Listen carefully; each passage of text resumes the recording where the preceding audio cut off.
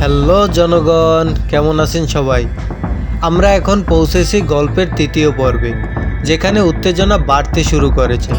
Doctor Anwar এবং তার দলের সদস্যরা যখন মহাবিশ্বের অন্ধকারে ঢুকে পড়ে, তখন তাদের সামনে নতুন চ্যালেঞ্জ এবং বিপদের মুখোমুখি হতে হয়। সংকেতের আক্রমণ এবং ভয়ের অন্ধকার তাদের সাহসকে পরীক্ষা করবে। চলুন নতুন গ্রহের রহস্যগুলি উদ্ঘাটন করতে থাকি।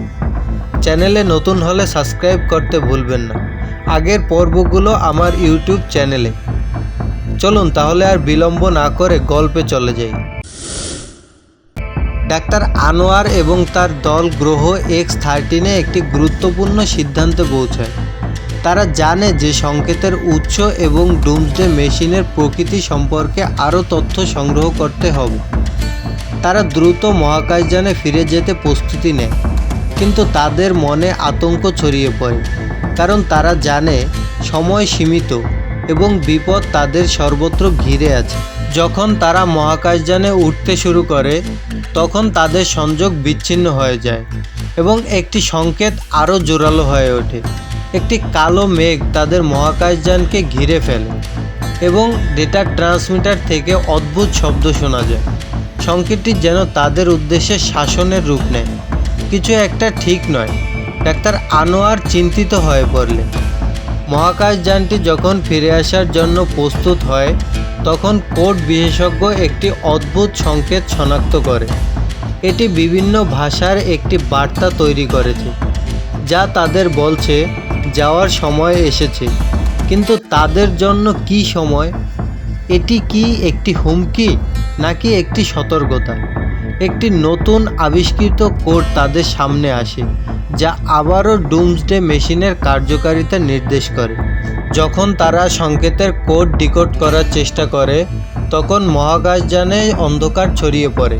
নিরাপত্তা কর্মী একটি ক্রমাগত আক্রমণ অনুভব করেন। আমরা একা নই, তিনি চিৎকার করেন। মহাকাশযানের মধ্যে রহস্যময় ছায়ার মতো কিছু প্রবাহিত হতে শুরু করেছে। তারা বুঝতে পারে গ্রহ X13 তাদের চোখে চোখে রেখেছে। ডাক্তার আনোয়ার এবং তার দল সিদ্ধান্ত নেয় তাদের দ্রুত পালিয়ে যেতে হবে। তারা মহাকাশযান চালানোর চেষ্টা করে, কিন্তু সংকেতটি তাদের পেছনে আসে।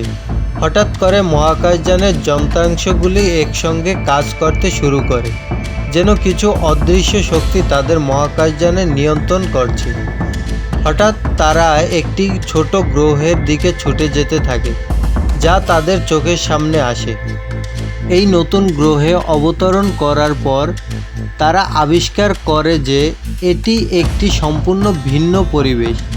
চারপাশে ছড়িয়ে ছিটিয়ে থাকা অদ্ভুত গাছপালা এবং প্রাকৃতিক দৃশ্য। তবে এখানে কিছুই অস্বাভাবিক নয়। প্রাকৃতিক বিপর্যয়ের চিহ্ন দেখা যায়, যেন এখানে কিছু ভয়ঙ্কর ঘটনার সাক্ষী হয়েছে।